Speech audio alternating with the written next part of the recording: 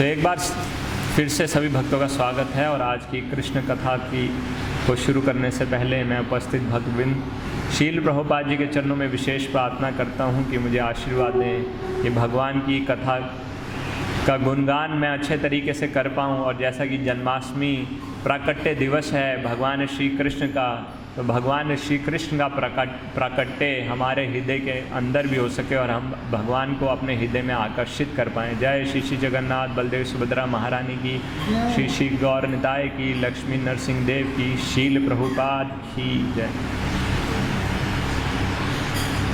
जैसा कि फेमस एक संस्कृत श्लोक है जिसका वर्णन वेदों के अंदर आता है, तमसो माँ ज्योतिर्गम्य।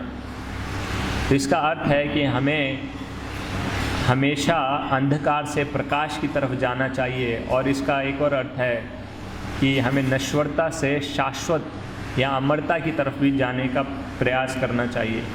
तो जब हम इस बात के करते हैं, ये इच्छा प्रत्येक जीव के अंदर देखी जाती है कि वह खतरे से बचना चाहता है, हर प्रकार के खतरे से बचना चाहता है या मृत्यु से बचना चाहता है, और वह जीवन की तरफ जाना चाहता है या जीवन को बनाए रखना चाहता है। आज पूरे विश्व में एक डर का माहौल है, लोग डरे हुए हैं, घरों से बाहर नहीं निकल पाते क्योंकि ऐसा डर है कि कोरोना का वायरस अटैक कर सकता है और हमें अपनी जान से हाथ धोना पड़ सकता है।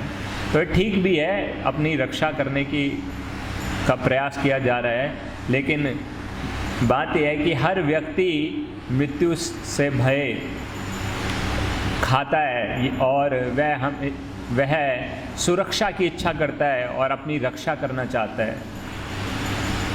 लेकिन भारी संख्या में, हम कह सकते हैं भक्तों को छोड़कर भारी संख्या में लोग इस बात को नहीं जानते कि उनका यह डर जब तक इस भौतिक जगत में है वह समाप्त नहीं हो सकता। जब तक इस भौतिक जगत में रहेंगे तो क्या भौतिक जगत के लिए क्या कहा जाता है, भौतिक जगत में एज श्योर एज डेथ, कि मृत्यु तो आएगी ही आएगी, मृत्यु निश्चित है। जिसका जन्म हुआ है उसका मृत्यु निश्चित ही होगी। और पदम पदम यद विपदम, यहाँ पर हर पल खतरा भी है। अगर कोरोना वायरस का अटैक से हम छूट भी जाएंगे, बच भी जाएंगे, तो इस बात की कोई गारंटी नहीं है कि हमें कोई और बीमारी अटैक नहीं करेगी या कुछ समय बाद कोई नई बीमारी नहीं आ जाएगी या किसी प्रकार से हमको कोई खतरा नहीं रहेगा। खतरा बना रहेगा, बीमारी का खतरा और जीवन जाने का खतरा। तो वे नहीं जानते कि अगर वास्तविक रूप में या पूर्ण रूप से इस डर से हम छुटकारा पाना चाहते हैं तो हमें आध्यात्मिकता को स्वीकार करना पड़ेगा। शाश्वत जीवन को स्वीकार करने के लिए हमको शाश्वत जीवन कैसे या कहाँ पर उपलब्ध है, कैसे प्राप्त किया जा सकता है या किसके संपर्क में आने से हमको वो लाभ प्राप्त हो सकता है, ये सब जानना होगा। लोग शाश्वत जीवन तो पाना चाहते हैं, लेकिन उस दिशा में ज्ञान प्राप्त नहीं करते और उस दिशा में प्रयास नहीं कर पाते। यानी कि कहने का अर्थ है शाश्वत जीवन मतलब आध्यात्मिकता, और जिसकी शुरुआत होती है आत्मा के ज्ञान से।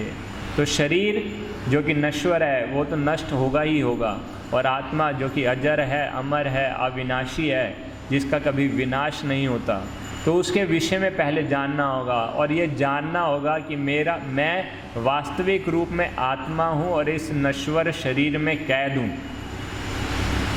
और मैं कितना भी प्रयास कर लूँ इस नश्वर शरीर में शाश्वत आत्मा शाश्वत समय के लिए नहीं रह सकती।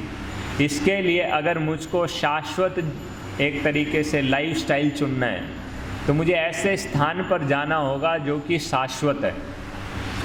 और वह स्थान क्या है? वह स्थान भगवान का धाम है, जो कि आध्यात्मिक लोक है, चिन्मय है। और उस आध्यात्मिक धाम से भगवान का प्राकट्य केवल इस पर्पस के लिए होता है ताकि जीवों को अपने धाम जो कि शाश्वत है, उस शाश्वत धाम की तरफ आकर्षित कर पाएँ। आपकी इच्छा है, ठीक है, आपकी इच्छा है, बिल्कुल गलत नहीं है, क्योंकि आत्मा शाश्वत है, आत्मा अमर है, तो उसकी अमर रहने की इच्छा गलत नहीं है। लेकिन गलती क्या हो रही है? गलती हो रही है कि गलत जगह पर रहकर शाश्वत जीवन को पाने का प्रयास किया जा रहा है। जिस प्रकार से एक मछली जल के बाहर ज़्यादा लंबे समय तक जीवित नहीं रह पाती, उसी प्रकार से उसको शरीर का त्याग करना ही पड़ता है। उस प्रकार से आत्मा के लिए ये भौतिक जगत में ज़्यादा लंबा समय वह नहीं बिता पाएगा। उसको जन्म होगा, दोबारा अगर होगा, वो शरीर तो नष्ट हो ही जाएगा, लेकिन वो जन्म ही ना हो, मृत्यु ही ना हो, जन्म मृत्यु के चक्कर से छूट जाए तो उसके लिए भगवान के धाम ही वापस जाना होगा। तो भगवान भगवत धाम में हैं, अपनी नित्य लीलाएं कर रहे हैं, लेकिन जब वो देखते हैं कि जीव अपने प्रयास में, इस भौतिक जगत में अपने प्रयास में असफल हो रहा है, कष्ट भोग रहा है, और कष्ट भोगने का क्या कारण है? कष्ट भोगने का सबसे बड़ा कारण है कि वह मुझे भूल चुका है, मेरे साथ, भगवान ऐसा चिंतन करें, मेरे साथ अपने शाश्वत संबंध को भूल चुका है, और किस प्रकार से उस संबंधों में आदान प्रदान करके वह शाश्वत आनंद को, शाश्वत जीवन को प्राप्त कर सकता है, वह उसको भूल चुका है। इसीलिए भगवान उस ज्ञान को देने के लिए भगवान का यहाँ पर प्रकट्य होता है। भगवान यहाँ इस भौतिक जगत में प्रकट होते हैं। वैसे तो बताया जाता है भगवान के लिए कि उनके प्राकट्य के क्या कारण बताए जाते हैं? परित्राणाय साधूनाम विनाशाय च दुष्कृताम धर्म संस्थापनार्थाय संभवामि युगे युगे, कि साधुओं का उद्धार करने के लिए और दुष्टों का विनाश करने के लिए। लेकिन दुष्टों का विनाश करना भगवान के लिए सेकेंडरी है, भगवान की शक्तियाँ ही ये कार्य आसानी से कर सकती हैं। मेन फॉरमोस्ट कार्य भगवान का होता है, वे जो साधु हैं उनको और भक्त हैं उनको आनंद प्रदान करना चाहते हैं अपनी लीलाओं के माध्यम से, और जो जीव भगवान से विमुख हो चुके हैं उनको लीला के आनंद का आस्वादन कराना चाहते हैं। वो बोलते हैं ना, टेस्ट कराना चाहते हैं कि लीला में पार्टिसिपेट करोगे इतना आनंद प्राप्त होगा, जो कि यहाँ पर थोड़े समय के लिए है। और जब वह ऐसे स्थान पर चले जाओगे जहाँ पर लीला, शाश्वत लीला निरंतर चिरकाल से चल रही है और जिसमें किसी प्रकार की कोई रुकावट नहीं है, तो आपको कितना आनंद प्राप्त होगा। तो भगवान यहाँ पर एक सैंपल देने आते हैं, वो लीला, आनंद का सैंपल, वो लीला के रूप में। तो ये पर्पस है भगवान के प्रकट होने का। जब हम आध्यात्मिकता की बात करते हैं तो आध्यात्मिकता आजकल लोगों की अलग अलग डेफिनेशन हो जाती है, अलग अलग कंसेप्शंस हो जाते हैं आध्यात्मिकता के, और वो उसको उसी भक्ति से भी जोड़ लेते हैं। कुछ लोग आध्यात्मिकता की जब बात करते हैं तो उनको हिली एरिया में विज़िट करना, कुछ सुंदर सीनरी इत्यादि को देखना, उसको ही वह समझते हैं कि कितना आध्यात्मिक वातावरण है यहाँ पर। सिर्फ वातावरण आध्यात्मिक होना अच्छी बात है, वातावरण का प्रभाव पड़ता है, लेकिन जब आध्यात्मिक कार्य किया जाएगा और आध्यात्मिक साधना की जाएगी तो उसका पूर्ण लाभ होगा। लेकिन घूम फिर कर आना, टहल कर आना और कमेंट देना कि ये आध्यात्मिक वातावरण में मुझको बहुत अच्छा लगा, ये एक प्रकार की टेंडेंसी बनती है लोगों के अंदर, और कि ये फील गुड फैक्टर जिसको कहते हैं। इसीलिए मंदिर भी जाते हैं या धाम भी जाते हैं तो उनको अच्छा लगता है। वहाँ जाकर आध्यात्मिकता में प्रगति करने के लिए साधना करनी चाहिए, भक्तों के मुख से कृष्ण कथा का श्रवण करना चाहिए, वे कार्य में लिप्त नहीं हो पाते। इसलिए हम देखते हैं कि आज ज़्यादा से मोस्ट ऑफ द जो धाम हैं, तीर्थ स्थल हैं, वो वहाँ पर आध्यात्मिकता के कार्य कम होते हैं, वहाँ पर पिकनिक स्पॉट ज़्यादा सेलिब्रेट किया जाता है। ऋषिकेश जो कि स्थान है ऋषियों के लिए स्थान, ऋषिकेश, वहाँ पर बंजी जंपिंग होती है, राफ्टिंग होती है, लेकिन आध्यात्मिकता के लिए लोग कम जाते हैं। एक पिकनिक टूर के लिए ज़्यादा जाया जाता है क्योंकि आध्यात्मिकता का कंसेप्शन नहीं है। लेकिन कुछ लोग जो जानते हैं वे अभी भी जाते हैं और आध्यात्मिक लाभ प्राप्त करते हैं। तो जब आध्यात्मिकता की बात आती है तो सिर्फ घूमना फिरना या अच्छा लगना नहीं, यह सफिशेंट नहीं है, क्योंकि आध्यात्मिकता सिर्फ यह एक मन का भाव नहीं है, एक फीलिंग नहीं है। आध्यात्मिकता एक जीवन जीने का तरीका है। कैसे व्यक्ति को आत्मा के स्तर को समझना है, आत्मा के ज्ञान को प्राप्त करना है और कार्य करना है उस कार्य से जिससे वह आत्मा और परमात्मा के संबंधों को जान पाए और उसको भूले हुए संबंधों को दोबारा विकसित कर पाए। और इसी में मदद करने के लिए जीव जो कि आत्मा है वह भगवान से अपने संबंधों को पुनः विकसित के लिए उत्साहित हो पाए, उसका इंटरेस्ट डेवलप हो पाए। भगवान प्रकट होते हैं और अपनी दिव्य लीलाएं दिखाते हैं और उसकी तरफ आकर्षित करते हैं, क्योंकि जब भगवान के द्वारा दिव्य अद्भुत चमत्कारिक लीलाएं की जाती हैं तो उससे लोग आकर्षित हो जाते हैं। और भक्त तो भगवान के विषय में जानते हैं, भक्तों को पता है कि भगवान यहाँ पर जो लीला करते हैं, चाहे वह मनुष्य रूप में भी प्रकट होते हैं, वो अद्भुत लीलाएं हैं। लेकिन जो साधारण हमारे जैसे बद्ध जीव हैं उनके लिए भगवान उनको आकर्षित करने के लिए दिव्य लीलाएं प्रकट करते हैं।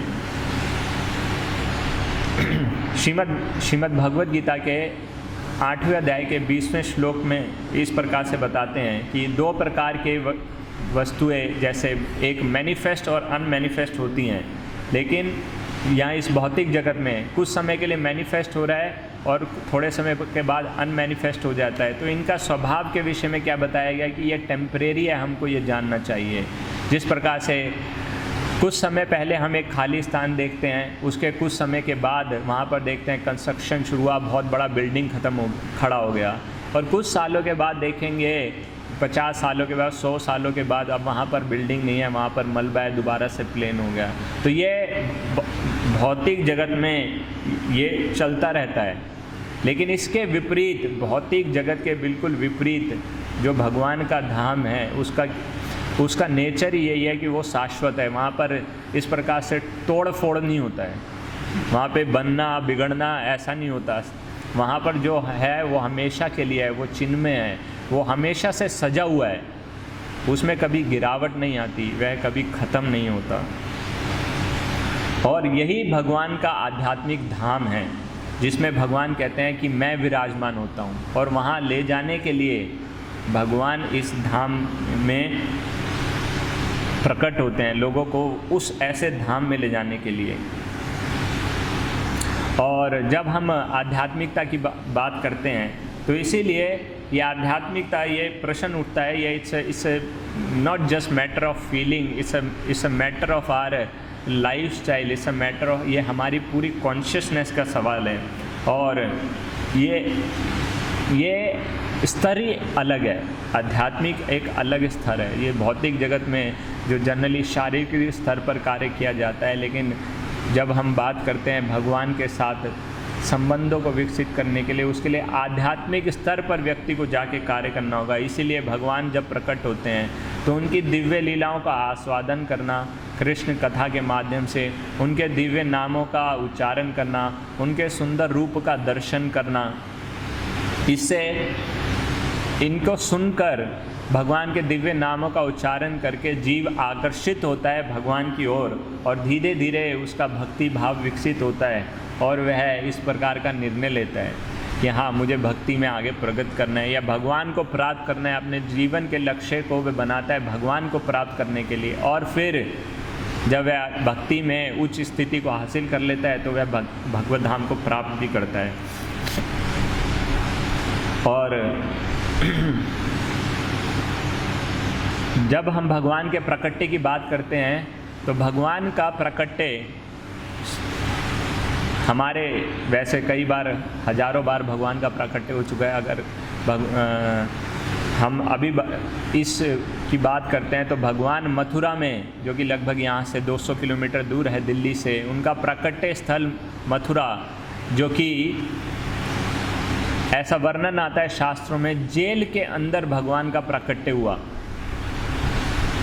अभी कल ही राम जन्मभूमि पे भगवान श्री राम के भव्य मंदिर की नींव रखी गई है, और लेकिन भगवान श्री कृष्ण के विषय में वर्णन आ रहा है कि उनका जन्म जेल में हुआ था। और पद्म पुराण में वर्णन, श्रीमद् भागवतम में ऐसा वर्णन आया है कि उनका जन्म जेल में हुआ था, लेकिन पद्म पुराण में वर्णन आता है वृंदावनन परित्यज्य पादेकम न गच्छति, कि भगवान वृंदावन से बाहर निकलकर एक कदम भी नहीं रखते, फिर उनका जन्म मथुरा में कैसे हो गया? तो कभी कभी यह प्रश्न उठ सकता है। तो यह जानना होगा कि भगवान, आचार्य बताते हैं कि भगवान हमारी तरह नहीं है, भगवान पूर्ण रूप से आध्यात्मिक हैं और दिव्य हैं। हमारी तरह एक बार में एक समय पर नहीं, हमारी लिमिटेशन है कि हम एक बार में केवल एक ही स्थान पर उपस्थित हो सकते हैं या प्रकट रह सकते हैं, लेकिन भगवान वह एक ही बार में कई स्थान पर एक ही समय पे प्रकट हो सकते हैं, प्रकट रह सकते हैं और अलग अलग लीलाएं कर सकते हैं। ऐसा नहीं है जैसे कार्बन कॉपी बना जाता है, डिट्टो सा लगता है, या केबल टीवी में होता है चैनल, एक चैनल अगर चलाएंगे तो उस चैनल पे उस समय वही एपिसोड आ रहा होगा, वही सीन चल रहा होगा, डिफरेंट नहीं कर सकते। लेकिन भगवान के साथ ऐसी लिमिटेशन नहीं है, ये लिमिटेशन हमारे साथ है कि, और हमारा तो एक्सपेंशन भी नहीं हो सकता, लेकिन जो केबल टीवी के माध्यम से हम देखते हैं एक्सपेंशन, वो कई सारे एक्सपेंशन होते हैं, लेकिन वो एक बार में सेम ही वो कर रहे हैं, लिमिटेशन है। लेकिन भगवान, जैसे वर्णन आता है श्रीमद् भागवतम में कि नारद मुनि भगवान से मिलने के लिए उनके महलों में गए, 16,108 रानियाँ उनसे मिलने के लिए प्रत्येक महल में गए। हर महल में जाकर नारद मुनि ने देखा भगवान अलग कार्य कर रहे हैं। किसी महल में भगवान राज दरबार में विद्यमान है, किसी महल में अपनी पत्नियों के संग हैं, किसी महल में वह विश्राम कर रहे हैं, किसी महल में वह शतरंज खेल रहे हैं इत्यादि। इस प्रकार से भगवान, यही दिव्यता है भगवान की, जो कि एक जीव को भगवान से अलग करती है कि वह अपने आप को एक्सपेंड कर सकते हैं इनटू थाउजेंड्स और we can say unlimited forms and रूप्स। तो कृष्ण प्रकट हुए जेल में, लेकिन इसके साथ साथ जीव गोस्वामी जी बताते हैं गोपाल चंपू में, और विश्वनाथ चक्र ठाकुर भी इस बात की पुष्टि करते हैं सारथ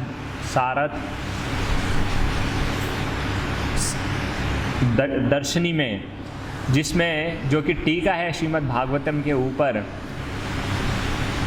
उसमें बताते हैं कि कृष्ण प्रकट हुए मथुरा में देवकी के गर्भ से, वसुदेव और देवकी के रूप में, लेकिन इसी के साथ उसी समय पर कृष्ण प्रकट हुए वृंदावन में यशोदा और नंद महाराज के पुत्र के रूप में भी, एक ही समय पर। और वृंदावन में जो प्राकट्य हुआ उसके विषय में बताते हैं भगवान कृष्ण का प्राकट्य, कि वृंदावन भगवान का धाम है। वृंदावन के विषय में बताया जाए, ततो वृंदावनम ध्यायेत् परमानंद वर्धनम सर्वर्तु कुसुमोपेतम पत्रत्रिकन्नादितम भ्रमद झनकार मुखरीकृत दीन मुखम कालिंदी जलकल्लोल संगी मारुत सेवितम। तो ये वृंदावन का डिस्क्रिप्शन है कि वृंदावन वो सुंदर अद्भुत स्थान है जो कि भगवान का शाश्वत धाम है, कि ततो वृंदावनम ध्यायेत् परमानंद वर्धनम, कि वृंदावन का मैं ध्यान करता हूँ, ये प्रार्थना है वृंदावन को ध्यान करने के लिए, जिसमें परमानंद वर्धनम, जो कि परम आनंद जहाँ पर हमेशा बढ़ता ही चला जाता है, और जहाँ पे बहुत सुंदर फूल और फल इत्यादि उगते हैं, वहाँ पर बहुत ठंडी हवाएं चल रही हैं, यमुना जी विराजमान हैं, और वहाँ पर बम्बल बीज वो चहचहाते रहते हैं, उनकी बहुत सुंदर मधुर आवाज़ आती रहती है, और वहाँ पर इच्छा की पूर्ति करने वाले वृक्ष हैं, चिंतामणि, कल्पतरु जिनको कहते हैं, सभी प्रकार की इच्छा करने वाले। वहाँ की भूमि जो है वह साधारण नहीं है, वह साधारण पत्थर से नहीं बनी, ईट रोड़ी से नहीं बनी। चिंतामणि प्रकर सद्म सुकल्प वृक्षा, तो ये चिंतामणियों से जड़ित है वो स्थान, और जहाँ पर कल्प वृक्ष विद्यमान है। तो ऐसा अद्भुत धाम है भगवान का वृंदावन। वहाँ पर यशोदा मैया और नंद महाराज के घर भगवान कृष्ण का अवतरण होता है, और वह धाम शाश्वत धाम है भगवान श्री कृष्ण का।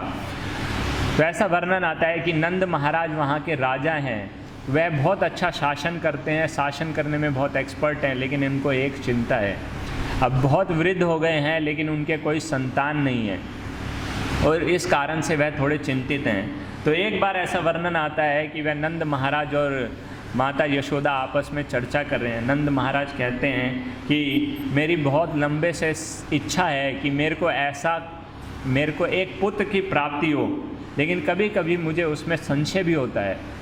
यशोदा मैया प्रश्न करती हैं कि आपकी क्या इच्छा है और आपको उसमें क्या संशय है। नंद महाराज कहते हैं मेरी इच्छा है, मेरे को कुछ दिनों से ऐसा फीलिंग हो रहा है कि एक ऐसे पुत्र का मैं प्राप्त करना चाहता हूँ जो दिखने में बिल्कुल भगवान नारायण की तरह हो, जिसका रूप श्याम सुंदर हो, है ना, जिसने मोर पंख धारण किया हो।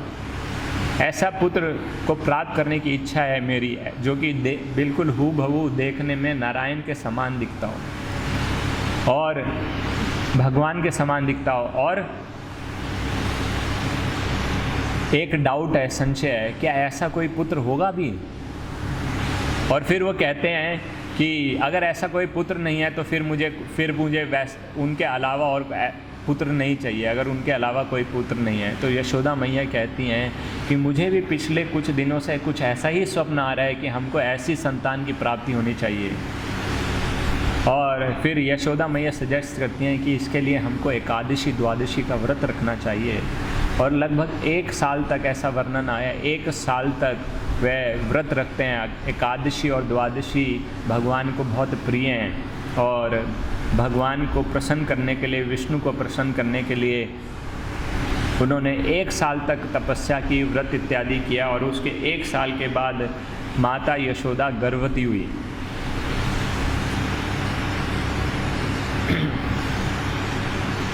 और उधर देवकी सेम टाइम पर माता देवकी भी गर्भवती हैं और वह अब 8वीं बार गर्भवती हुई हैं। उससे पहले की 7 संतानों में से 6 संतानों को कंस के द्वारा मारा जा चुका है। कंस जो कि अपनी बहन देवकी से बहुत प्रेम करता था, लेकिन उस विवाह के दिन एक आकाशवाणी हुई कि देवकी का 8वीं संतान, अष्टम गर्भ, ये शब्द आया अष्टम गर्भ, अष्टम पुत्र ऐसा वर्णन नहीं आया, अष्टम गर्भ तेरी मृत्यु का कारण बनेगा। उसी से उसका पूरा व्यवहार बदल गया। उसने देवकी को मारने के लिए तलवार उठा ली। वसुदेव जी के द्वारा किसी तरह से कंस को पैसिफाई किया गया और उन्होंने प्रॉमिस किया, मैं वादा करता हूँ कि अपनी सारी की सारी संतान मैं तुम्हारे हवाले कर दूंगा। संतान से खतरा है, देवकी से तो कोई खतरा नहीं है ना, तो देवकी को मारकर पाप का भागी क्यों बनते हो? संतान चाहिए, संतान ले लेना। तो यह प्रॉमिस किया गया और वसुदेव के शब्दों पर कंस को पूर्ण विश्वास था और इसलिए उनकी बात मान ली। लेकिन बाद में जब संतान उत्पन्न हुई, वसुदेव जी उनको लेकर गए और पहले तो छोड़ दिया गया कंस के द्वारा, लेकिन उसकी एसोसिएशन गलत थी। और नारद मुनि जी ने भी कहा कि अगर आप देखो 8वां कैसे काउंट करोगे, एक सर्कल के अंदर कौन सा पहला है कौन सा दूसरा है, जहाँ से आप शुरू करोगे उसके बाद जहाँ पर ख़त्म होगा वो 8वां हो जाएगा। तो आप इसको सही रूप से अंदाज़ा नहीं लगा सकते। तो पहली संतान 8वीं हो सकती है, 8वीं संतान पहली हो सकती है। तो कंस इस बात से उसको उसका भय और बढ़ गया और उसने पहली संतान का वध कर दिया और इस प्रकार से 6 संतानों का वध किया। नारद मुनि के विषय में यहाँ पर आता है कि उनका सिर्फ एक ही लक्ष्य था, वे भगवान कृष्ण के प्राकट्य को जल्द से जल्द कराना चाहते थे, इसीलिए उन्होंने कंस को जाकर ये बात कही। और तब उसके बाद हालांकि वसुदेव ने अपने प्रॉमिस का पालन किया था, लेकिन कंस ने गलत एसोसिएशन, गलत सलाह के कारण और भय के कारण वसुदेव और देवकी को जेल में डाल गया। अब जो संतानों की उत्पत्ति हो रही थी वह जेल के अंदर हो रही थी और कंस वहाँ पर आता था और उनका वध कर देता था। जब 7वीं संतान हुई, जब 7वीं बार देवकी गर्भवती हुई, उस समय रोहिणी माता भी गर्भवती थी लेकिन वह वृंदावन में थी और वृंदावन में उस समय 7 महीने के बाद उनका गर्भपात हुआ। ये भगवान के दिव्य अरेंजमेंट्स के कारण, और देवकी के 7वां गर्भ को ट्रांसफ़र किया गया माता रोहिणी के गर्भ में, और इसीलिए ट्रांसफ़र होने के कारण वे आकर्षित किए गए माता देवकी के गर्भ से माता रोहिणी के गर्भ में, इसलिए उनका नाम संकर्षण भी पड़ा। जो कि बलराम जी हैं, उनका एक नाम संकर्षण भी पड़ा। और बलराम जो कि आध्यात्मिक बल के स्रोत हैं और सबको आध्यात्मिक आनंद देने वाले हैं। इस प्रकार से ये 7वां, और उसके बाद ऐसा वर्णन आता है कि माता रोहिणी ने बहुत लंबे समय तक उस गर्भ को धारण किया, एक लंबे समय तक। अगर देखा जाए बलराम जी में और कृष्ण के प्राकट्य में के डिफरेंस में 1 साल से ज़्यादा का डिफरेंस होना चाहिए, लेकिन वो डिफरेंस केवल 7 दिनों का है, क्योंकि माता रोहिणी ने अपने बलराम जी को, जब वे गर्भ में थे, अपने गर्भ को 1 साल से ज़्यादा धारण किया, और केवल 7 दिन पहले बलराम जी का प्रकट्य हुआ, और उसके पश्चात 7 दिन के बाद 8वें दिन भगवान श्री कृष्ण का प्रकट्य हुआ। तो दोनों में 8 दिन का भेद है। और जब 8वीं बार माता देवकी गर्भवती हुई और भगवान कृष्ण का प्रकट हुआ, तो हमने जो श्लोक पढ़ा है उसमें भगवान किस रूप में प्रकट हुए हैं। पहले चतुर्भुज रूप में प्रकट हुए, उसके बाद वसुदेव और देवकी के द्वारा बहुत सुंदर प्रार्थनाएं की गई, और उनके बाद उनसे भगवान से रिक्वेस्ट किया गया कि कंस का भय है हमें। उन्होंने, भगवान तो चतुर्भुज रूप में प्रकट हुए, उनको यह इस बात की पुष्टि करने के लिए कि जिस भगवान से आपने प्रार्थना की थी प्रकट होने के लिए, मैं वही हूँ। और फिर उनके द्वारा प्रार्थना की गई, हम आपसे विनती करते हैं, कंस से भय है, वो आपको मार सकता है, इसलिए आप अपने एक साधारण बालक के रूप में आ जाइए। तो भगवान उनकी प्रार्थनाओं से साधारण बालक के रूप में आ गए। फिर भगवान की प्रार्थनाओं से प्रेरित होकर, भगवान की इच्छा से प्रेरित होकर नंद भवन में वसुदेव जी गए। रास्ते में यमुना को उन्होंने क्रॉस किया, यमुना को क्रॉस करके नंद भवन में गए, और उसी समय, जिस समय यशोदा माता ने अपनी संतान को जन्म दिया था, अंधेरे के अंदर गए और अंधेरे के अंदर संतान को एक्सचेंज कर लिया। तो वो 2 चीज़ें नोट नहीं कर पाए वसुदेव जी। एक तो देवकी माता की कितनी संतान हुई हैं, वह यह देख नहीं पाए। यशोदा मैया की कितनी संतान हुई हैं, देख नहीं पाए अंधेरे के अंदर। ऐसा वर्णन आता है, आचार्य भी बताते हैं कि उनकी 2 संतान हुई, एक पुत्री और एक पुत्र। तो पुत्री यानी योग माया, सुभद्रा देवी जो उनकी बहन है, और भगवान श्री कृष्ण का प्राकट्य हुआ। तो उन्होंने जो पुत्री हुई उससे अपने पुत्र को एक्सचेंज कर लिया, और बाद में उनके जाने के पश्चात दोनों कृष्ण एक हो गए। और यशोदा मैया जो कि बहुत थकी हुई थी संतान उत्पत्ति के पश्चात, वह सो गई, और उनको इस बात का बिल्कुल आभास नहीं रहा, बिल्कुल याद नहीं रहा कि उन्होंने किसको जन्म दिया है और कितनी संतान को जन्म दिया है। तो वह भी जान नहीं पाई, और वसुदेव भी जान नहीं पाए कि कितनी संतान है, और वह लड़की है या लड़का है। तो उन्होंने योग माया को उठा लिया और उनको वापस लेकर आ गए। और इधर यशोदा मैया ने जब उठी, और तब उन्होंने देखा कि उनको लगा कि जैसी उनकी इच्छा थी वैसे ही श्याम सुंदर रूप में भगवान की संतान, भगवान के रूप में संतान के रूप में भगवान उनको प्राप्त हुए हैं। तो उनकी इच्छा की पूर्ति हो गई। उनको यकीन नहीं आ रहा था पहले कि ऐसी अद्भुत संतान किसी की हो भी सकती है, जो कि बहुत सुंदर, बहुत आकर्षित थी। और उधर देवकी के पास वापस चले गए वसुदेव जी, और उन देवकी की गोद में वो लड़की को या वो पुत्री को दे दिया। वह वहाँ पर जब रोने लगी तो वहाँ पर पहरेदारों की आंख खुल गई। पहरेदार ने कंस को सूचित कर दिया और कंस तुरंत आया। देव की माता उनसे प्रार्थना करने लगी कि ये पुत्री है, लड़की है, ये तुम्हारा वध किस प्रकार से कर सकती है, इसको छोड़ दो। लेकिन कंस जो कि क्रूर था, उसने जब उसको मारने का प्रयास किया तो वह पुत्री उसके हाथ से छूटकर हवा में चली गई और अष्टभुजा वाले रूप में यानी माता दुर्गा के रूप में प्रकट हुई। और वह कहने लगी कि जो तुम्हारा काल है उसका जन्म हो चुका है, उसका जन्म कहीं और हो चुका है। उस समय कंस को थोड़ा सा एहसास हुआ कि मैं क्या कर रहा था, एक लड़की का जन्म हुआ है। कंस ऐसा विचार कर रहा था कि आकाशवाणी ऐसी हुई थी कि लड़का मेरे को मारेगा और बोले कि हम तो सोचते थे कलयुग आया है, कलयुग में झूठ बोला जाता है, झूठ का प्रावधान है, लेकिन अभी आकाशवाणी से भी झूठ बोला जा रहा है, देवी देवताओं के द्वारा भी झूठ बोला जा रहा है, ये लड़की मेरा क्या वध करेगी। इस प्रकार से उसके मन में भाव आने लगा और फिर वह उनको फिलॉसफी देने लगा कि देखो जो मेरे द्वारा तुम्हारे पहले के पुत्र मारे गए हैं वो मैंने कोई जानबूझकर कार्य नहीं किया गया, जीवन मरण हमारे हाथ में नहीं है, मैं तो सिर्फ एक माध्यम बनाऊँ।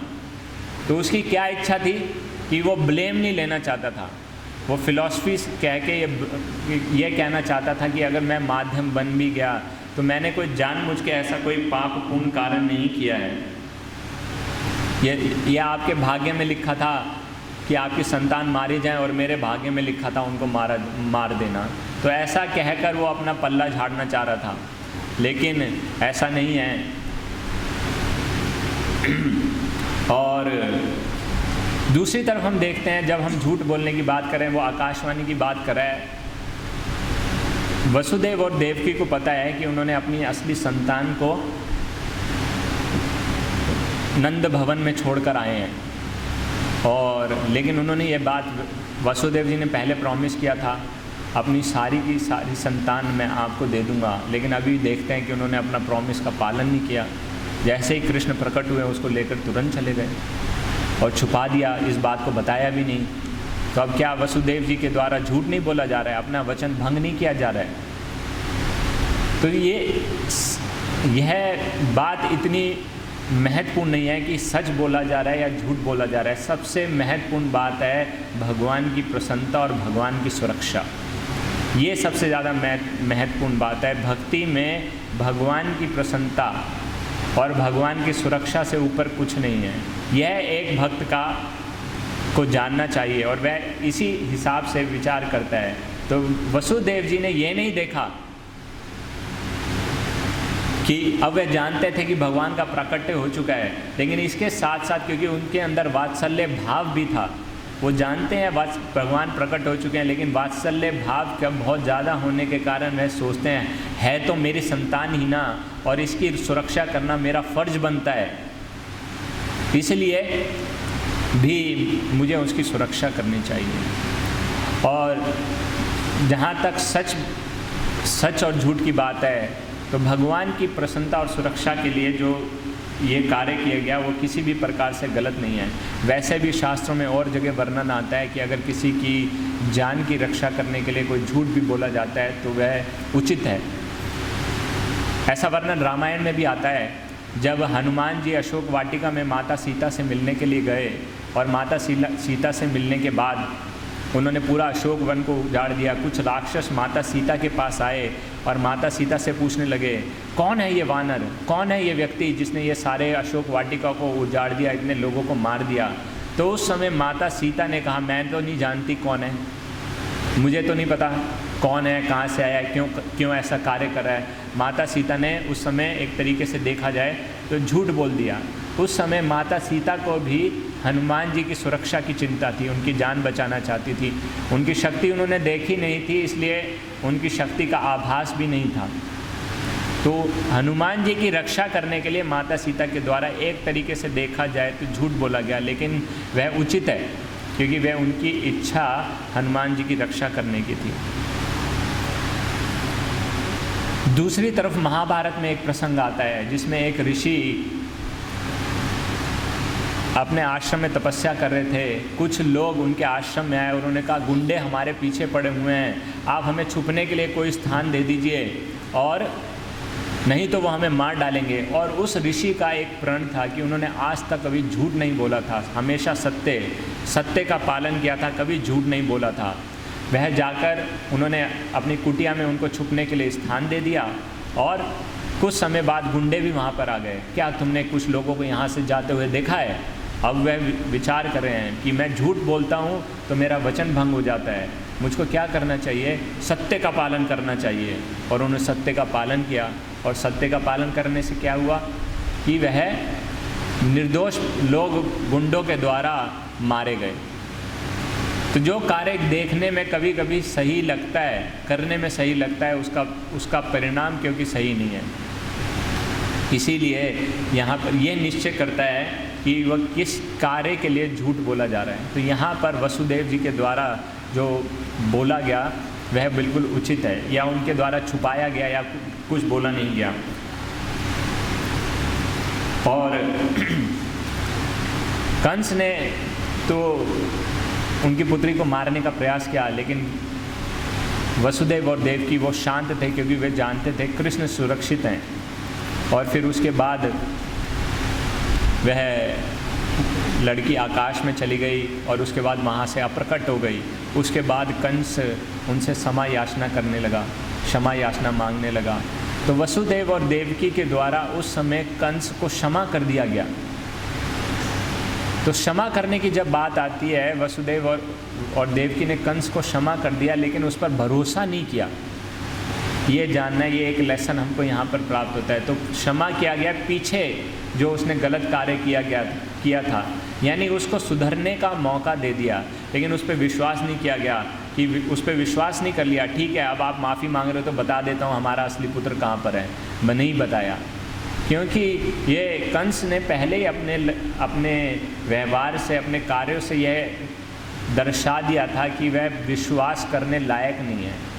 और जब विश्वास की बात आती है, केवल बोल देने से मेरा विश्वास रखो, मेरा विश्वास रखो, किसी व्यक्ति का विश्वास कर लेना उतना उचित भी नहीं है। विश्वास होता है कार्यों के द्वारा। विश्वास, जब व्यक्ति ऐसा कार्य करता है जो कार्य विश्वास करने योग्य है, तब विश्वास किया जाना चाहिए। और वसुदेव और देवकी इस बात को समझते थे, इसीलिए हालांकि उन्होंने कंस को माफ़ कर दिया, लेकिन उस पर एक तरीके से अंधाधुंध विश्वास नहीं कर लिया और उसको सच्चाई तब भी नहीं बताई।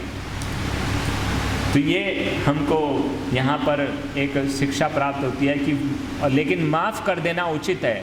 माफ़ कर देना, जो पिछला कार्य किया है, मतलब मौका देना कि आप सुधरने का प्रयास कर सकते हैं। और अगर कोई सुधरने का प्रयास करता है, यानी भविष्य में ऐसा कोई गलत कार्य नहीं करता और सही कार्य करके उनके विश्वास को जीत लेता है, तो फिर वह सही है।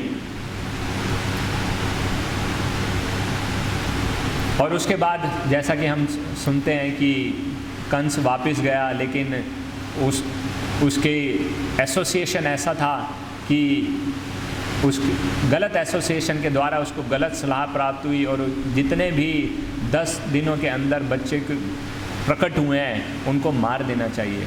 एनीवेज, ये कथा और आगे चलती रहेगी। इस कथा को हम यहीं पर विराम देंगे। एक और इम्पॉर्टेंट लेसन जो मैं डिस्कस करना चाहता था 1-2 मिनट में, उसको कि वृंदावन में इस प्रकार की कोई समस्या नहीं है।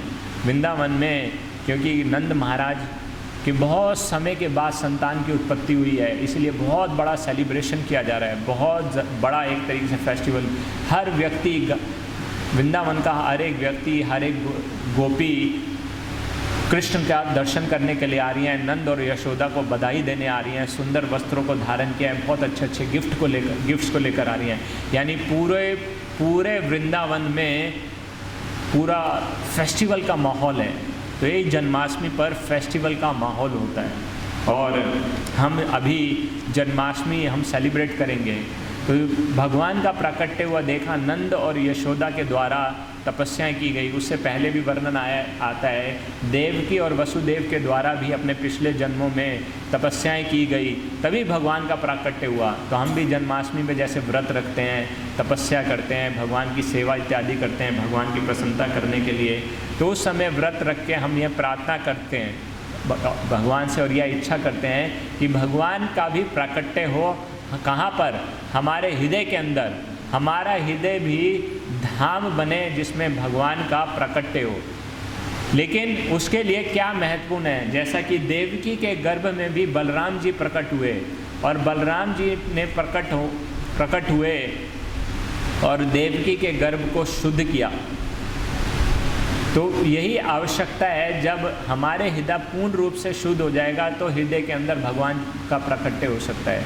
इसके लिए भगवान कृष्ण के प्राकट्य से पहले भगवान बलराम का प्राकट्य होना होगा हमारे हृदय के अंदर, क्योंकि अभाई हमारा हृदय काम, क्रोध, लोभ, मोह, मद मत्सर सभी प्रकार के अनर्थों से भरा हुआ है। तो बलराम जी के प्राकट्य होने का अर्थ है बलराम जी आदि गुरु हैं।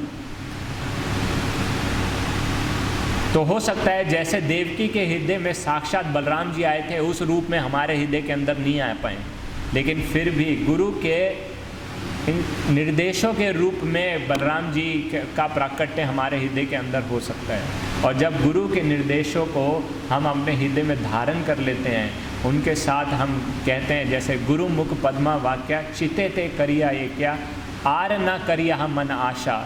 जब यह हो जाता है कि गुरु के निर्देशों को हम अपने जीवन में अपने हृदय में धारण करते हैं और उसको अपने जीवन का लक्ष्य बना लेते हैं और उसी के अनुसार अपने जीवन को व्यतीत करते हैं। जैसे कि भगवद गीता का श्लोक है व्यवसाय आत्मिका बुद्धि एकहा कुरु नंदना। तो उसको एक्सप्लेन करते हुए विश्वनाथ चक्रवर्ती ठाकुर जी लिखते हैं व्यवसाय आत्मिका बुद्धि एकहा ये गुरु नंदन का अर्थ है कि गुरु के निर्देशों के साथ एकाकीकार कर लेना, केवल एकमात्र लक्ष्य गुरु के निर्देशों का पालन करना।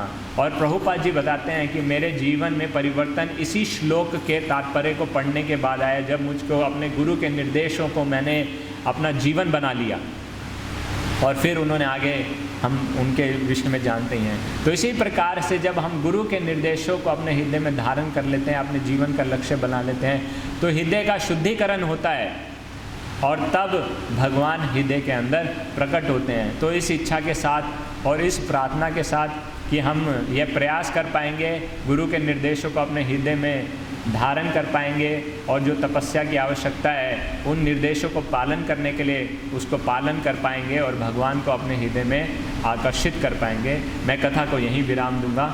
हरे कृष्णा।